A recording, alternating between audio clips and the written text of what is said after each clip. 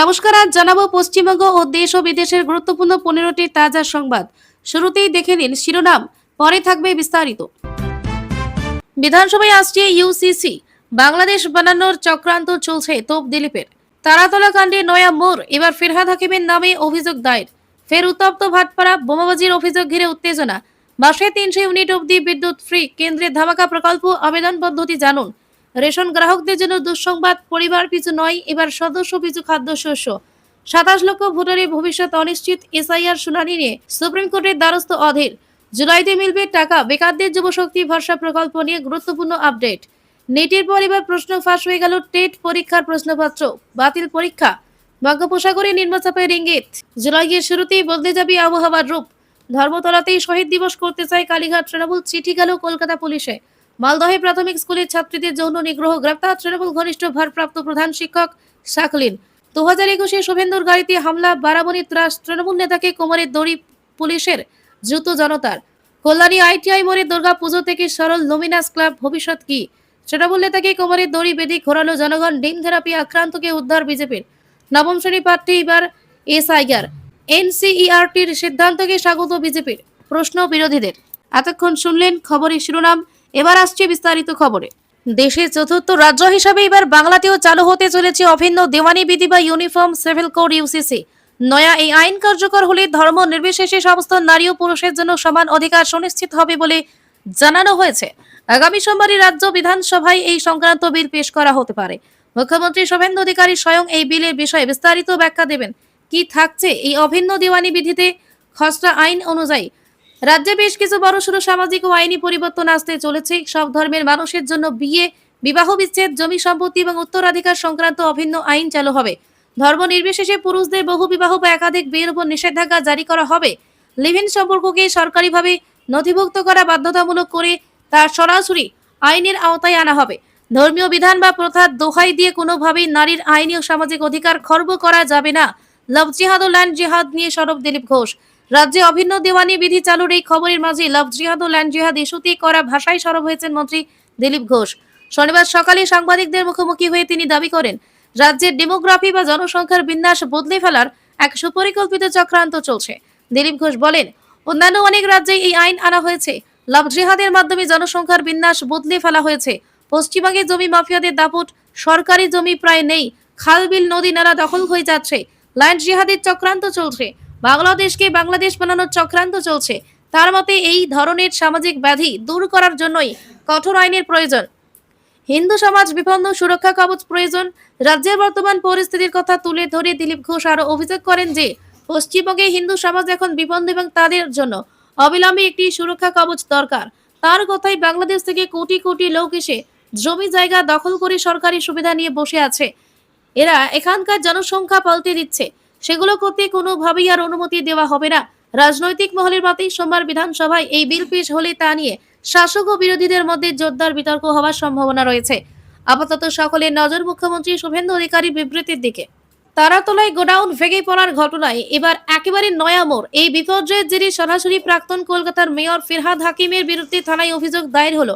এই ঘটনাকে কেন্দ্র করে স্বাভাবিকভাবে রাজনৈতিক মহলে শোরগোল পড়ে গিয়েছে। কাদের বিরুদ্ধে অভিযোগ? জানা গিয়েছে এই ঘটনায় শুধুমাত্র ফিরহাদ হাকিমই নয়, তার পাশাপাশি অভিযোগ দায়ের করা হয়েছে আরো দুজনের বিরুদ্ধে। তারা হলেন আনোয়ার খান ও শামস ইকবাল। অভিযোগকারী কে? পুলিশ সূত্রে খবর, তারাতলা থানায় এই হাই প্রোফাইল অভিযোগটি দায়ের করেছে ভারতীয় জনতা মজদুর সেল। গোডাউন ভেঙে পড়ার ঘটনায় গাফিলতি এবং দায়বদ্ধতার প্রশ্ন তুলেই এই পদক্ষেপ নেওয়া হয়েছে বলে মনে করা হচ্ছে। তারাতলার এই গোডাউন বিপর্যয়ের পর থেকে একাধিক প্রশ্ন উঠছিল।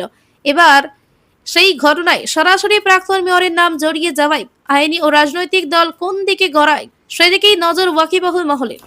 ভাটপাড়া পুরসভার 35 নম্বর ওয়ার্ডের উত্তর মঙ্গলপাড়া এলাকায় শনিবার ভোরে আচমকা বোমাবাজির অভিযোগ ঘিরে ব্যাপক চাঞ্চল্য ছড়িয়েছে। স্থানীয় বাসিন্দাদের দাবি, ভোরের দিকে হঠাৎই একাধিক বোমার শব্দে এলাকা কেঁপে ওঠে। ঘুম ভেঙে আতঙ্কিত হয়ে পড়েন এলাকাবাসী। মুহূর্তের মধ্যে অনেকে বাড়ি থেকে বাইরে বেরিয়ে আসে, তবে ঘটনাস্থলে কাউকে দেখতে না পাওয়ায় আতঙ্ক আরো বাড়তে থাকে। স্থানীয় সূত্রে জানা গেছে, ভোর প্রায় 4:30 থেকে 5টার মধ্যেই ঘটনাটি ঘটে। একের পর এক বিকট শব্দে গোটা এলাকা থমথমে হয়ে যায়। প্রথমেই অনেকে মনে করেন হয়তো কোনো বাজি বা বিস্ফোরণের শব্দ, কিন্তু পরে কয়েকজন বাসিন্দা দাবি করেন তারা বোমার মতো শব্দ স্পষ্টভাবে শুনেছেন। এরপরই পুরো এলাকায় গুজবের মতো আতঙ্ক ছড়িয়ে পড়ে। ঘটনার পর স্থানীয় মানুষজন রাস্তায় বেরিয়ে এসে চারপাশে খোঁজাখুঁজি শুরু করেন। তবে কোনো সন্দেহজনক ব্যক্তি বা দলকে দেখতে না পাওয়ায় আতঙ্ক আরো বেড়ে যায়। অনেকেই আশঙ্কা প্রকাশ করেন যে ভোরের অন্ধকারে কোনো দুষ্কৃতী চক্র এই ঘটনা ঘটিয়ে দ্রুত এলাকা ছেড়ে পালিয়ে যায়। ঘটনার খবর পেয়ে পরে স্থানীয় পুলিশ প্রশাসন এলাকায় পৌঁছায়। পুলিশ পুরো এলাকা ঘিরে ফেলে তল্লাশি চালায় এবং ঘটনাস্থল পরিদর্শন করে। প্রাথমিকভাবে কিছু সন্দেহজনক চিহ্ন পাওয়া গেছে কিনা তা নিয়ে তদন্ত চলছে। পুলিশ আশেপাশে সিসিটিভি ফুটেজ খতিয়ে দেখছে এবং স্থানীয়দের সঙ্গে কথা বলে ঘটনার বিস্তারিত জানার চেষ্টা করছে। এদিকে এই ঘটনার পর এলাকায় নতুন করে আতঙ্কের পরিবেশ তৈরি হয়েছে। স্থানীয় বাসিন্দারা অভিযোগ করছেন এই ধরনের ঘটনা আগেও ঘটেছে, কিন্তু স্থায়ী সমাধান হয়নি। ফলে দুষ্কৃতীরা আবারও সাহস পাচ্ছে বলে তাদের দাবি। অনেকেই রাতে এবং ভোরের দিকে পুলিশের টহল আরও বাড়ানোর দাবি তুলেছেন। স্থানীয় এক বাসিন্দা জানান, হঠাৎ বিকট শব্দে ঘুম ভেঙে যায়।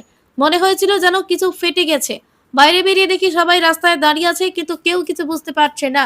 অন্য একজন বাসিন্দার বক্তব্য, এই ধরনের ঘটনা বারবার ঘটছে। আমরা আতঙ্কিত আছি, বিশেষ করে বয়স্ক শিশুরা বেশি ভয় পাচ্ছে। হাঁসফাঁস গরমে ফ্যান, এসি ছাড়া থাকা দায়। এদিকে লাফিয়ে বাড়ছে ইলেকট্রিক বিল, ফলে চিন্তায় রয়েছেন অনেকে। সেই চিন্তা কমাতে পারে কেন্দ্রীয় সরকারের একটি প্রকল্প, নাম পিএম সূর্যঘর যোজনা। এই স্কিমের অধীনে বাড়ির ছাদে সোলার প্যানেল যদি বসানো হয় তাহলে মাসে মাসে বিদ্যুৎ মূল্য 300 ইউনিট অবধি ফ্রি বিদ্যুৎ পাওয়া যায়। পিএম সূর্যঘর যোজনার খুঁটিনাটি: 2014 সালে পিএম সূর্যঘর মুফত বিদ্যুৎ যোজনা চালু হয়েছে। এর আওতায় মাসে মাসে 300 ইউনিট অবধি ফ্রি বিদ্যুৎ পাওয়া যায়। ফলে ইলেকট্রিক বিলের চাপ অনেকটাই কমে যায়। এছাড়া উপভোক্তার বাড়ির ছাদে সোলার প্যানেল বসানোর খরচের উপর সরকার সর্বাধিক 78,000 টাকা অবধি ভর্তুকি দেয়। পিএম সূর্যঘর যোজনায় আবেদন পদ্ধতি: এই সরকারি প্রকল্পে আবেদন করতে হলে পিএম সূর্যঘর ওয়েবসাইটে যেতে হবে। সেখানে গিয়ে অ্যাপ্লাই ফর রুফটপ সোলার বিকল্পে ক্লিক করতে হবে। এরপর রাজ্য বিদ্যুৎ বিতরণকারী সংস্থা বিদ্যুৎ গ্রাহক নাম্বার, ইমেল আইডি ও মোবাইল নাম্বার দিতে হবে। এই সকল তথ্য দিয়ে রেজিস্ট্রেশন করার পর কনজিউমার নাম্বার এবং মোবাইল নাম্বার দিয়ে আবেদনকারীকে লগ ইন করতে হবে। এরপরের ধাপ আবেদনপত্র পূরণ।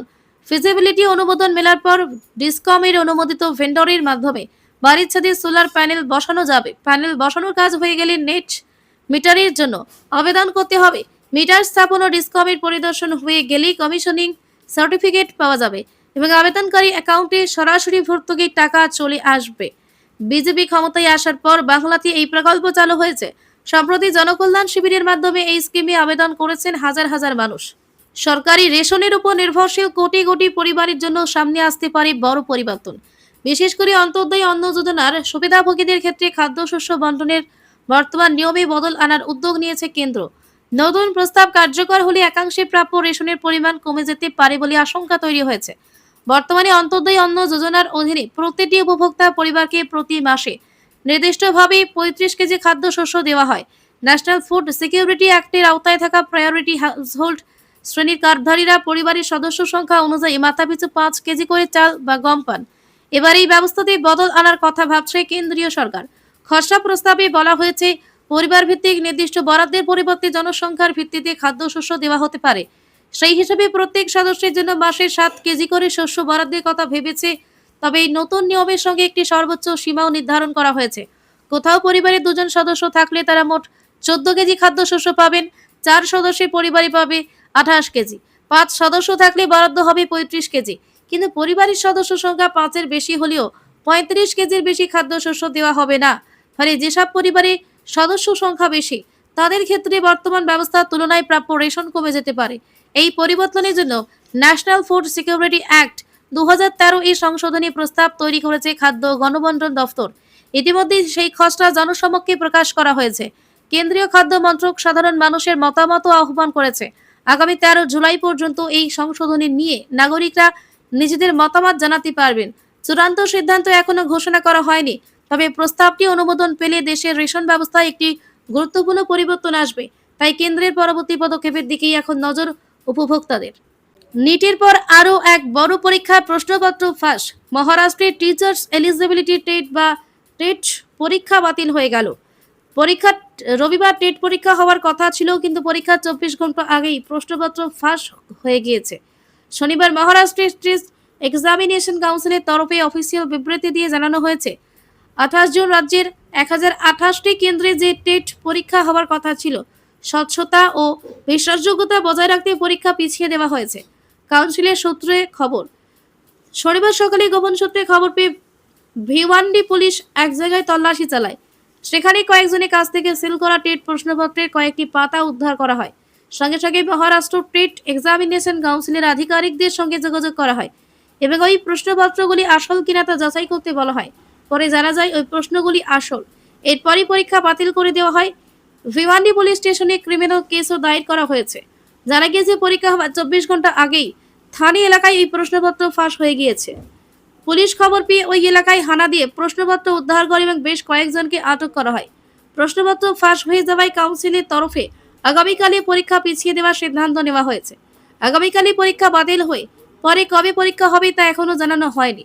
অফিসিয়াল ওয়েবসাইটে পরীক্ষার পরবর্তী তারিখ জানিয়ে দেওয়া হবে, এমনটাই জানিয়েছে কাউন্সিল। টেট পরীক্ষায় মহারাষ্ট্রে প্রায় 4.28 লক্ষ পরীক্ষার্থীর বসার কথা ছিল। হঠাৎ একদিন আগে পরীক্ষা বাতিল হয়ে যাওয়ায় তৈরি হয়েছে অনিশ্চয়তা। পুলিশ এই প্রশ্ন ফাঁসে তদন্ত শুরু করেছে। প্রসঙ্গত এর আগে গত বছর কোলাপুরে টেট পরীক্ষার প্রশ্নপত্র ফাঁস হয়ে গিয়েছিল। তৃণমূল সরকারের যুবসাথী প্রকল্পের আওতায় রাজ্যের সমস্ত বেকার যুবক যুবতীদের মাসে 1,500 টাকা করে দেওয়াও শুরু হয়েছিল ভোটের ঠিক আগে। রাজ্যে বিজেপি ক্ষমতায় আসার পর বেকার যুবক যুবতীদের জন্য যুবশক্তি ভরসা প্রকল্প আনা হয়েছে। বাড়ানো হয়েছে ভাতার পরিমাণও। যুবশক্তি 3,000 টাকা পেতে কোন শর্ত? নতুন বিজেপি সরকারি বাজেট পেশ করে অর্থমন্ত্রী স্বপন দাশগুপ্ত জানিয়েছেন, যুবশক্তি প্রকল্প চালু করছে রাজ্য সরকার। এই প্রকল্পের মাধ্যমে বেকারদের ভাতা দেবে রাজ্য সরকার। পূর্ববর্তী মমতা সরকারি যুবসাথী থেকে এই প্রকল্পে ভাতার পরিমাণ বেশি হবে। বাজেটে জানানো হয়, যুবশক্তি ভরসা প্রকল্প চালু করা হবে চলতি বছরের অক্টোবর থেকে। জানা যাচ্ছে ইতিমধ্যে এই প্রকল্পের জন্য পোর্টাল তৈরির কাজ শুরু হয়ে গিয়েছে। আবেদন সংক্রান্ত যাবতীয় বিষয় পরিষ্কার করতে দ্রুত সরকার নির্দেশিকা দেবে বলে জানা গিয়েছে।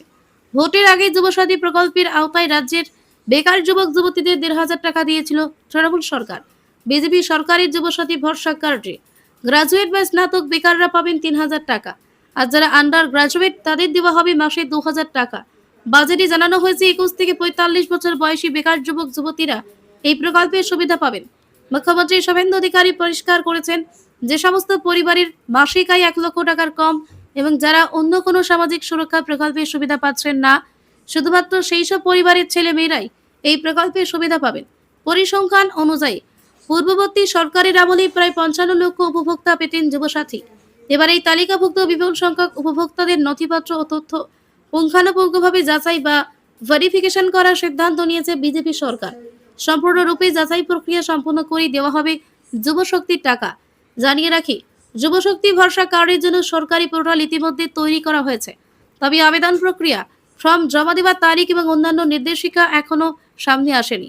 অক্টোবর থেকে প্রকল্প চালু হলে খুব শীঘ্রই আনুষ্ঠানিকভাবে সেগুলো প্রকাশ করা হবে বলে মনে করা হচ্ছে। উত্তরবঙ্গ ও দক্ষিণবঙ্গ দুই অংশেই আগামী কয়েকদিনে আবহাওয়ার নাটকীয় পরিবর্তনের ইঙ্গিত মিলেছে। উত্তরে যেখানে শুরু হয়েছে প্রবল ঝড় বৃষ্টি ও চরম সতর্কতার সময়, সেখানে দক্ষিণবঙ্গে আপাতত বৃষ্টির ঘাটতি থাকলেও আর্দ্রতা জনিত অস্বস্তি ক্রমশ বাড়বে বলে জানাচ্ছে আবহাওয়া দফতর। ফলে রাজ্য জুড়ে আবহাওয়ার এই বিপরীত চিত্র জনজীবনে বড় প্রভাব ফেলতে চলেছে। উত্তরবঙ্গে মঙ্গলবার পর্যন্ত সব জেলাতেই ঝড় বৃষ্টির প্রবল দাপট চলবে বলে সতর্কতা জারি করা হয়েছে। বিশেষ করে 5টি জেলায় পরিস্থিতি আরো গুরুতর হতে পারে, যেখানে জারি হয়েছে চরম ভারী বৃষ্টির লাল সতর্কতা। দার্জিলিং, কালিম্পং, জলপাইগুড়ি, কোচবিহার এবং আলিপুরদুয়ারে 24 ঘন্টায় 200 মিলিমিটারেরও বেশি বৃষ্টিপাতের সম্ভাবনা রয়েছে। এই বিপুল বৃষ্টির কারণে পাহাড়ি অঞ্চলে ভূমিধসের আশঙ্কা তৈরি হয়েছে। পাশাপাশি নদীগুলোর জলস্তর দ্রুত বাড়তে পারে, যার ফলে আচমকা হরপ্পা বানের সম্ভাবনা উড়িয়ে দেওয়া যাচ্ছে না। এই পরিস্থিতিতে প্রশাসনের পক্ষ থেকে পাহাড়ি এলাকায় পর্যটন ও যাতায়াতে বাড়তি সতর্কতা অবলম্বনের পরামর্শ দেওয়া হয়েছে। স্থানীয় মানুষের নদীর কাছাকাছি এলাকা থেকে দূরে থাকার নির্দেশ দেওয়া হচ্ছে। বিশেষজ্ঞদের মতে এই ধরনের অতি ভারী বৃষ্টি পাহাড়ি ভৌগোলিক কাঠামোয় দ্রুত বিপদ ডেকে আনতে পারে, তাই আগাম সতর্কতাই সবচেয়ে গুরুত্বপূর্ণ। তবে মঙ্গলবারের পর থেকে উত্তরবঙ্গে ধীরে ধীরে বৃষ্টির পরিমাণ কমতে শুরু করবে বলে আশা করা হচ্ছে।